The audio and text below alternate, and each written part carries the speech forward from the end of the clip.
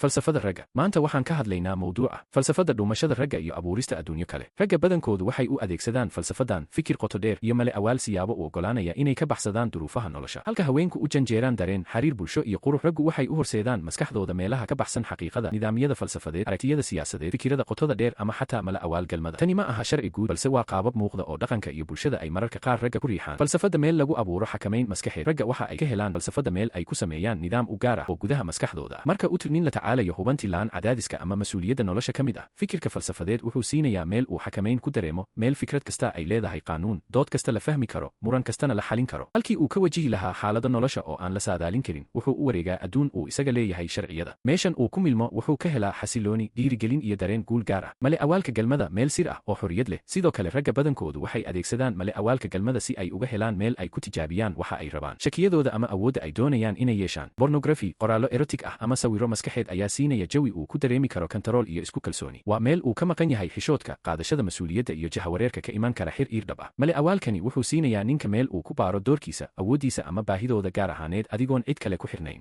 Ka fogaanshaha jacaylka iyo shucuurta. Labadaas qaab ee falsad iyo galmo waxay inta badan gacanta ku hayaan ka fogaanshaha dareenka jilicsan. Rag badan waxay u leexdaan fikirka ama male awaalka si ay uga badbaadaan waxyaabaha ku adkaada, furitaanka qalbiga, aqbalaadda daciifnimadooda ama wejiga saddexaad ee xiriir shucuureed. Tani ma ahan in raggu aysan doonayn xiriir kalgacal, balse waa sababta oo ah meelahaasi waxay u muuqdaan kuwa aan la xakamayn karin, halka fikradaha ama male awaalku ay yihiin meel ammaan ah oo aan lagu dhaawacmi karin. Baahida lagu raadinayo awoodda iyo guusha. Ragga waxay sidoo kale naftooda ku qiimeeyaan, waxay ku fiican yihiin, waxay xakamayn karaan, waxay yaqaanaan fikirka, doodaha iyo fahamka qotada dheer ayaa u noqda calaamado ay ku qiimeeyaan naftooda. Sidoo kale galmada xataa haddii ay tahay mid maskaxeed waxay siin kartaa dareen guul iyo awood. Tani waa mid ka duwan haweenka, kuwaas eber badanaa u janjeera in qiimeyntoodu ka timaado xiriir, qurux ama helida dareenka dadka kale. Raggu waxay rabaan awood, xirfad iyo waxqabad cad, taasoo ka dhigaysa falsafada iyo male awaalka meel ay ka helaan qiimeynta ay raadinayaan. Doorka dhaqanka iyo warbaahinta. Bulshadu mar walba waxay dhiirigelisaa ragga isticmaala maskaxda sare iyo rabitaanka awoodda galmada. Qoraallada taariikhiga ah waxay kor u qaadaan falsafadyahano iyo hogaamiyeyaal, halka warbaahinta casriga ahi kor u qaado ragga leh maskax xooggan ama awood galmo. Dhaqanku wuxuu ragga siiyaa laba wado eber la sharfo, kuwa oo kale ah fikirka adag iyo awoodda jinsiga. Sidaas darteed ragga laftoodu waxay u arkaan inay tahay arrin macquul ah inay ku dhuuntaan meelahaas. Waa meel dhaqanku uu ogol yahay in lagu qariyo dhaawac gudaha ah. Dhibaatooyinka marka la xadgooyo, inkasta eber aanay wax dhibaato ahi ku jirin in nin uu isticmaalo falsafad ama male awaal si uu u ilaaliyo maskaxdiisa, haddana xad-dhaafku wuxuu sababi karaa khatar. Ragga sida xad-dhaafka ahi ugu dhuunta adduunyo maskaxeedkooda ama galmo waxay lumin karaan awoodda ay ula falgalaan dadka kale, xirfadaha shucuureed iyo ka qayb qaadashada nolosha dhabta ah. Waxaa dhici karta in xiriirka jacaylka uu dhib ku noqdo, mas'uuliyadaha nolosha la dayaco, ama qofku uu noqdo mid ka go'an bulshada. Isku dheelitirnaanta xorriyad iyo xaqiiqada. Ragga waxay ku raaxaysan karaan falsafada, doodaha, fikirka qotada dheer iyo male awaalka galmada, laakiin waa in aysan u oggolaanin inay ka baxsadaan nolosha dhabta ah. Marka nin uu isdhexgeliyo fankiisa maskaxeed iyo nolosha ka baxsan maskaxdiisa, wuxuu helaa nolol isku dheelitiran, mid aqoon dhisaysa iyo mid shucuur caafimaad leh. Aqoonsiga halka aad ka cararayso iyo sababta aad u cararayso waa tallaabada ugu horreysa ee nolosha ka dhigta mid dhab ah, caafimaad leh oo xasiloon.